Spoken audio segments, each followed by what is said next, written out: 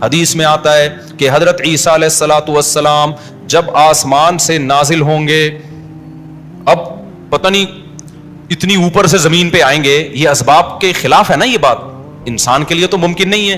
جب آپ زمین کے خول سے باہر جاتے ہیں آکسیجن ہی ختم ہو جاتی ہے، زندہ رہنا ممکن نہیں ہے، لیکن عیسیٰ علیہ السلام کو اللہ نے اپنی قدرت سے زندہ رکھا ہوا ہے۔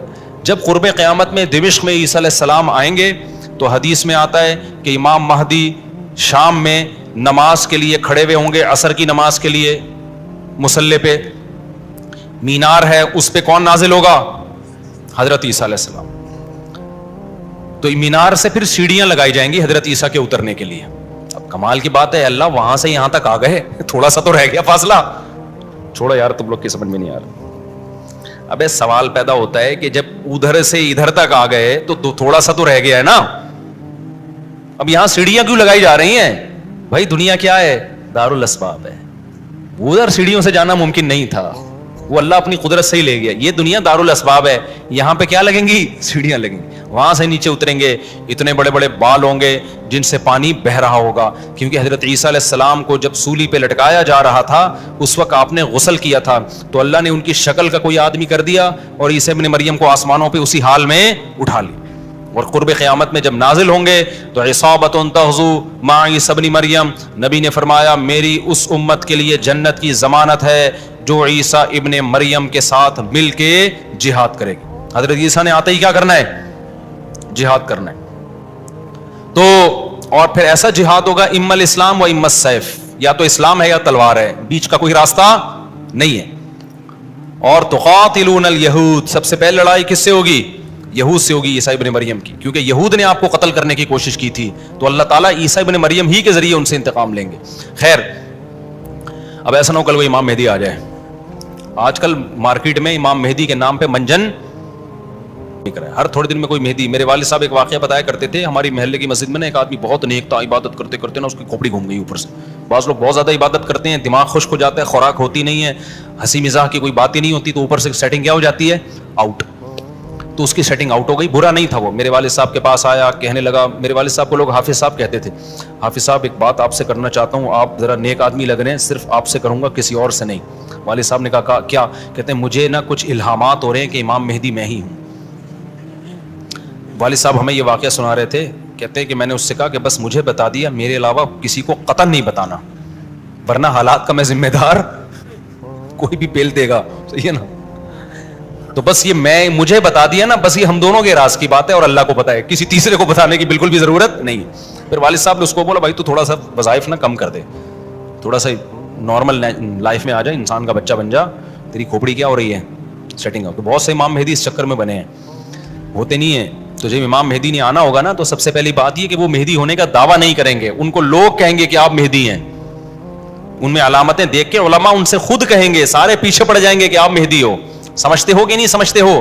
تو جو خود سے مہدی ہونے کا دعویٰ کرے وہ تو مہدی ہو ہی نہیں سکتا۔ اور جب امام مہدی ہوں گے تو عیسیٰ ابن مریم نازل ہوں گے، جس کے دور میں عیسیٰ نازل نہیں ہو رہے اس کا مطلب وہ مہدی ہے ہی نہیں۔ تو حدیث میں آتا ہے حضرت مہدی مصلی پہ کھڑے ہوں گے تو حضرت عیسیٰ علیہ السلام آئیں گے تو وہ حضرت مہدی ان کو مصلی پہ آگے کریں گے کہ آپ نماز پڑھائیں، لیکن حضرت عیسیٰ علیہ السلام کس کے حوالے کریں گے مصلی؟ کہ یہ نماز آپ ہی پڑھائیں گے۔ کیوں؟ مجھے اللہ نے نماز پڑھانے کے لیے نہیں، مجھے کس کے لیے بھیجا ہے؟ جہاد کرنے کے لیے بھیجا ہے، میں تلوار لے کے لڑائی کروں گا، یاجوج ماجوج کو قتل کریں گے۔ اب یاجوج ماجوج کہاں ہیں اس کے بارے میں کوئی صحیح بات ہمارے علم میں نہیں ہے، ویسے بھی اگر ہمیں پتہ چل جائے کہاں ہیں تو وہ دریافت ہو جائیں گے نا، اور قرآن کہتے ہیں قرب قیامت سے پہلے وہ دریافت بولو نہیں ہو سکتے۔ تو اللہ نے چھپا دیا ہے ان کو، چھپا دیا ہے تو چھپایا ہے اس لیے کہ پہلے نہ پتہ چلے کدھر ہے۔ کچھ لوگ کہتے ہیں یہ چائنیز ہیں، کوئی بھروسہ نہیں ہے ویسے لگتا ہے کہ شاید ہوں، کیونکہ وہ جو ذوالقرنین نے دیوار بنائی تھی نا سیسا پلائی ہوئی اور پہاڑوں کے پیچھے دھکیل دیا تھا اور پھر بڑی تعداد ہو گئی ان کی، حدیث سے پتہ چلتا ہے، تو شاید وہ، لیکن بہرحال کوئی یقینی بات نہیں ہے۔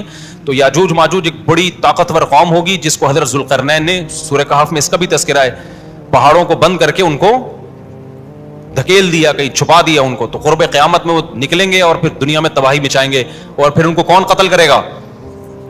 حضرت عیسیٰ علیہ السلام۔ تو وہ ابھی نہیں نکلیں گے، جب نکلیں گے تو ان کا ابھی دریافت بھی نہیں ہو سکتے وہ، باقی وہ کچھ کہتے ہیں مریخ میں ہیں، کچھ کہتے ہیں کہاں ہیں، ہمیں نہیں پتہ کہاں ہیں، بہرحال بظاہر تو لگتا ہے زمین میں ہی ہے، کیونکہ ذوالقرنین جو گئے تھے مشرق اور مغرب، شمال جنوب کا انہوں نے سفر کیا، اسی زمین میں کیا تھا سفر. تو واللہ عالم. ہمیں بس اجمالی طور پر ان چیزوں پہ ایمان لانا ضروری ہے. ان کی ڈیٹیل ہمیں بتائی نہیں گئی ہے تو ہمیں ڈیٹیل میں جانے کی اجازت نہیں ہے. باقی قیاس آرائیاں ہوتی ہیں, صحیح بھی ہو سکتی ہیں, غلط بھی ہو سکتی ہیں. اچھا, تو میں یہ عرض کر رہا تھا کہ 309 سال وہ سوئے ہیں. وَنُقَلِّبُهُمْ ذَاتَ الْيَمِينِ وَذَاتَ الشِّمَالِ, اللہ کہتے ہیں ہم ان کو پلٹتے تھے. اب ادھر کو کروٹ لے کے سوچو, اب ادھر. وَكَذَلِكَ بَعَثْنَاهُمْ, 309 سال کے بعد ان کو اللہ نے جگایا. پوری حکومت بدل گئی, پوری حکومت کا تختہ پلٹ گیا. اب جب 309 سال کے بعد اٹھے ہیں تو پیٹ کمر سے چپکا ہوا ہے, ٹھیک ہے نا, بھوک لگ رہی ہے ٹائٹ والی. تو کیا کہتے ہیں, کم لبستم, پہلے آپس میں کہنے لگے ہم کتنا سوئے ہیں, ہم کتنا سوئے. ایک نے کہا لبثنا یومن او بعض یوم, یا تو پورا دن سوئے ہیں, کیونکہ سورج جب ہم سوئے تھے تو یہاں تھا, اب یہاں ہیں, لیکن جب یہاں ہیں تو اس کا مطلب پورا دن تو نہیں سوئے ہم, پورا چکر تو ہو جانا چاہیے تھا نا. مثال کے طور پر وہ سوئے تھے مغرب کے وقت اور آنکھ کھل رہی ہے اشراق کے وقت. اب کنفیوز ہو رہے ہیں نا کہ یار اگر ہم تھوڑا سوئے ہیں تو یہ تو ہمیں لگ رہا ہے بہت زیادہ سوئے ہیں, 24 گھنٹے سے زیادہ تو سو نہیں سکتا کوئی. تو کہنے لگے یا تو ہم پورا ایک دن سوئے ہیں یا شاید اس سے کم سوئے ہیں. کم سونے پر یہ اعتراض ہو رہا ہے کہ نیند تو بڑی شاندار طریقے سے پوری ہوئی ہے, 4-6 گھنٹے میں ایسی ہوتی نہیں ہے. اور اگر زیادہ سوئے ہیں تو سورج جب ہم سوئے تھے وہ یہاں تھا, اب یہاں ہے, تو یہ تو 24 گھنٹے بھی پورے نہیں ہوئے, کیونکہ ان کا کیا خیال ہے کہ یہ 300 دفعہ پلٹ کے سورج آ چکا ہے. جب کافی دیر ان کی بحث ہوئی تو کہنے لگے ربکم اعلم بکم, اللہ ہی جانتا ہے بھائی کتنا سوئے ہیں, اس بحث سے کوئی فائدہ نہیں ہے, ابھی تو روٹی کی فکر کرو. فبعثوا احدکم بورقکم, یہ سکہ رائج الوقت لے کے جاؤ اور روٹی لے کر آؤ. اب دیکھو یہاں بھی وہ اللہ پہ توکل کر سکتے تھے کہ ہم جا رہے ہیں, پیسے لے جانے کی ضرورت نہیں ہے, ہم نے اللہ کے لیے قربانی دی ہے, کھلائے گا کون ہمیں, اللہ. نا بھائی, اللہ نے کہا ہے جتنے اسباب اختیار کر سکتے ہو کرو. تم ایک اجنبی جگہ پہ جا رہے ہو, تمہارے پاس سکے ہونا, پیسے تو لے کے جاؤ.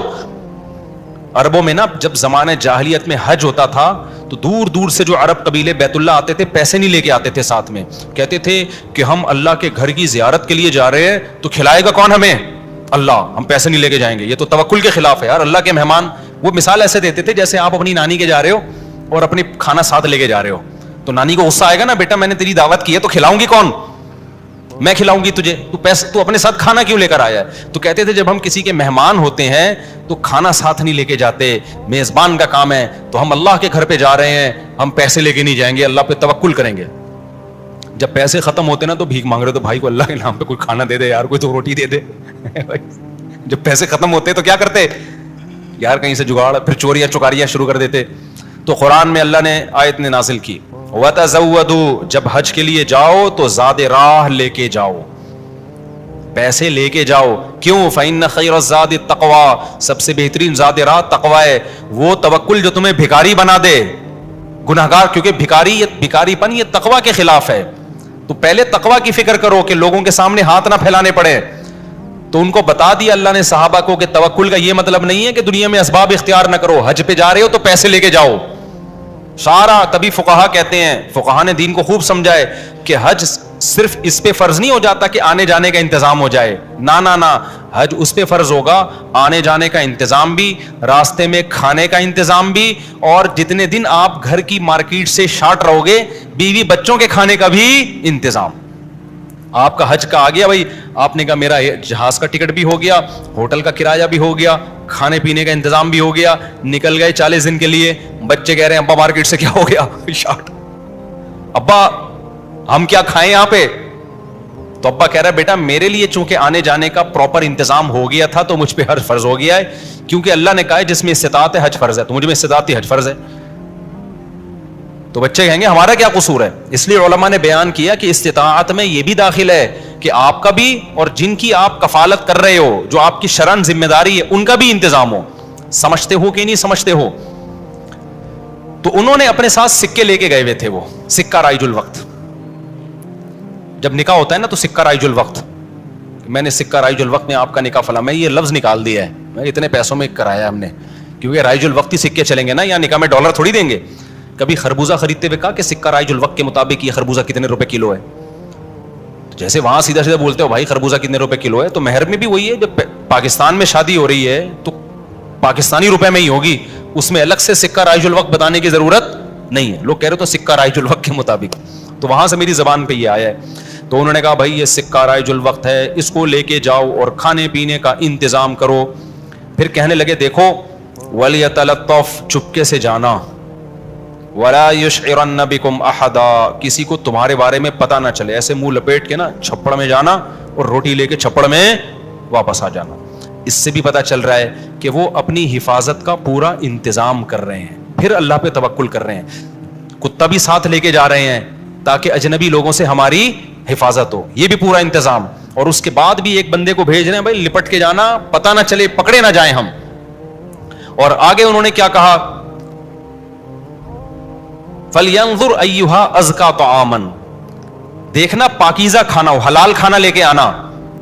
اس سے بھی پتہ چلتا ہے کہ چونکہ غیر مسلم ریاست تھی نا, وہاں ان پر واجب تھا کہ کھانا خریدنے سے پہلے تحقیق کر لیں کہ حرام ہے یا حلال. اسلامی ملک میں اس تحقیق کی ضرورت نہیں ہے کیونکہ حلال ہی ہوتا ہے. یہاں آپ ہوٹل میں بیٹھ کے پوچھیں یہ گدھے کا گوشت ہے یا بکرے کا گوشت ہے, وہ رکھ کے ایک تھپڑ لگائے گا آپ کے. کیوں بھائی, غالب یہی ہے کہ جب سامنے والا انسان ہے اور مسلمان ہے تو گوشت بھی انشاءاللہ حلال ہی ہوگا. سامنے والا گدھا نہیں ہے تو گوشت بھی گدھے کا. یہاں بھی گدھے کے گوشت بکے ہیں مگر ان کا ریشو کم ہے نا, عموماً تو حلال ہی ہوتا ہے. لیکن جب آپ غیر مسلم ریاست میں جاتے ہیں, پھر جب بھی آپ کوئی چیز خریدیں گے تو آپ پر تحقیق کرنا واجب ہے. بھائی یہ حلال ہے یا نہیں. میں یورپ میں جہاں بھی ہوٹل میں جاتا تھا پہلے پوچھتا تھا ابے یہ مرغی حلال ہے کہ حرام ہے, وہ کہتا تھا حلال ہے. کیسے پتا چلا حلال ہے؟ ٹھپا تو سب نے لگایا ہوا ہوتا ہے حلال کا. کہاں سے خریدی آپ نے؟ وہ بتاتا تھا فلاں سے. میں نے کہا آپ کو پتا ہے کہ وہ ہاتھ سے ذبح کرتے ہیں؟ کہ جی ہمیں تو نہیں پتا. میں نے کہا پھر ہم بھی نہیں کھائیں گے. بھائی یہ غیر مسلم ریاست میں یہ تحقیق کیا ہے؟ اطمینان ہو جائے کہ ہاں جی ہاتھ کا ذبیحہ ہے, بسم اللہ اللہ پڑھ کے کرے تو پھر آپ کھا سکتے ہیں, ادروائز نہیں کھا سکتے آپ. پھر آپ چلغوزے کھائیں, کچھ بھی کھائیں, گزارا کریں آپ. سمجھتے ہو؟ تو ان لوگوں نے بھی کیا, حالانکہ یہ کتنے شدید بھوکے تھے نا, ان کو تو چاہیے تھا, بولتے یار تو جا اور جو ملے لے آ بس اٹھا کے. ٹھیک ہے نا, جو ملے. ابھی حلال حرام کے چکر میں پڑنے کی ضرورت نہیں ہے. بہت ہو گیا یار, بھوک دیکھ یار, ابھی تو ابھی پھر بھی آگے حلال حرام کی تحقیق کرے گا. ابے جو ملے اٹھا کے لے آ. نہ حلال لے کے آنا, حرام سے ایوائڈ کرنا. اب جب وہ بندہ آیا نا سکہ رائج الوقت لے کے, تو جب وہ اس نے سکہ دیا تو وہ دکاندار نے بولا بھائی یہ کون سے زمانے کا سکہ لایا بھائی تو؟ ٹھیک ہے نا, یہ کرنسی تو کیا ہو گئی ہے, 300 سال پہلے یہ نوٹ ختم ہو چکے ہیں.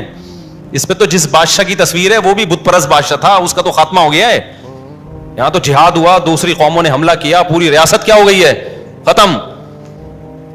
اچھا وہ بھی دیکھ رہا تھا کہ یار یہ تو وہ شہر ہی نہیں لگ رہا, میں کوئی گوگل نے غلط تو نہیں بتا دیا کہیں مجھے ہے. بھائی وہ بھی یہی سوچ رہا نا جو کہ بھئی میں کہاں ہوں, یہ وہ جگہ ہی نہیں لگ رہی. تو 309 سال میں تو سب کچھ چینج ہو جائے گا نا. بالآخر قرآن میں چونکہ اختصار ہے, بہت شارٹ واقعات سناتا ہے. بالآخر کیا ہوا کہ لوگوں نے اس سے پوچھا تم کون ہو؟ اس نے پوچھا بھائی وہ کہاں ہے؟ انہوں نے کہا وہ تو 309 سال پہلے ونس اپون اے ٹائم ایک حکومت تھی, پھر یہ ہوا, پھر علامتیں دیکھی گئی, یہ پرانے سکے نکلے. تو لوگوں کو, اچھا ان لوگوں کی ہسٹری بھی لوگوں کو پتا تھی کہ پرانے وقتوں میں چند نوجوانوں نے اللہ کے لیے قربانی دی تھی اور اپنے علاقے سے ہجرت کر کے چلے گئے تھے. ان کے نام یہ تھے, ان کی علامتیں یہ تھی. تو اس سے بھی لوگوں کو نا ہسٹری سے پتا چل گیا بھائی یہ کون لوگ ہیں, یہ وہی لوگ ہیں.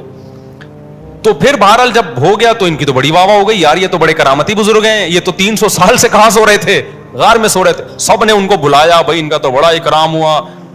میں اب آگے میں اپنے اسٹائل میں بیان کر رہا ہوں, قرآن میں نہیں لکھا ہوا, جو ہوتا ہے ایسے موقع پہ. بھائی دم کر دیں, ہمارے وہ گنجے کے بال نہیں آ رہے, حضرت اس کے سر پہ دم کر دیں, اس کی شادی نہیں ہو رہی, اس کے لیے دعا کر دیں, اور یہ بچہ مفتی مولوی صاحب میرا بچہ انسان کا بچہ بن جائے. ہم نے جب پیدا کیا تھا اس وقت انسان تھا, لیکن اب جو رپورٹ ہے اس کے مطابق یہی جو شکایتیں آ رہی ہوتی ہیں, کوئی پھونک لگاتے ہیں, کوئی تبلیغ میں نکال دیں, کچھ نصیحت کر دیں, جو بھی ان کا اتنی عزت ہو گئی. پھر انہوں نے وہ سب آ گئے اور ان کی بڑی جو اللہ نے نا ان کی دعا ایسے قبول کی کہ بجائے ہجرت کرنے کے انہی کے وطن کو ان کے لیے سوٹیبل بنا دی. اور بالآخر ایک وقت کے بعد ان کی طبعی موت ہوئی. تو اب لوگوں میں جھگڑا ہو گیا, بھائی ان کی موت واقع ہو گئی ہے تو یہ چونکہ ایک بڑا تاریخی واقعہ ہوا ہے نا, اس واقعے کو محفوظ رکھنا. ہسٹری تو ہر ایک چاہتا ہے نا محفوظ ہو, اور وہ ہسٹری جس میں کوئی سبق ہو. تو کسی نے کہا ہم قبہ بنائیں گے, کسی نے کہا ہم کیا بنائیں گے. لیکن جو غالب لوگ تھے, جن کو اللہ نے غلبہ دیا تھا, انہوں نے کہا لنتخذن علیہم مسجدا, ہم ان کے غار, کہا جاتا ہے کہ اسی غار میں ان کو دفن کیا گیا, جس غار میں انہوں نے زندگی گزاری نا, ہم ان کے غار کے قریب ایک مسجد بنائیں گے تاکہ اس مسجد میں نماز بھی ہو, عبادت بھی ہو, عقیدہ توحید بھی زندہ رہے, کیونکہ انہوں نے قربانی توحید کے لیے دی تھی, اور مسجد توحید کا سب سے بڑا ذریعہ ہے. مسجد بتاتی ہے کہ صرف اللہ کو پکارا جائے گا, تو انہوں نے پھر وہاں مسجد بنا دی. تو اب بعض لوگ اس سے کہتے ہیں, اس سے پتہ چلتا ہے مزاروں پہ مسجدیں بنانا جائز ہیں. نا نا نا, اس وقت ان کی قبر کے قریب مسجد بنائی گئی تھی توحید کو زندہ کرنے کے لیے. اب قبروں پہ مسجد بنانے سے توحید کا بیڑا غرق ہوتا ہے, اب شرک اور بت پرستی پھیلتی ہے اس سے. اس لیے علماء کہتے ہیں اب قبرستانوں میں مسجدیں نہیں بنائی جائیں گی. ان کی نیت کچھ اور تھی, آج کچھ اور ہونے لگتا ہے, آج قبروں کو سردہ ہونے لگتا ہے وہاں پہ, اس لیے آج منع کیا جائے گا اس عمل سے. سمجھتے ہو کہ نہیں سمجھتے؟ تو اس واقعے میں ہمیں کیا سبق ملتا ہے؟ اس واقعے سے ہمیں سبق ملتا ہے کہ جو اللہ کے لیے قربانی دیتا ہے اللہ اس سے غافل نہیں ہوتا.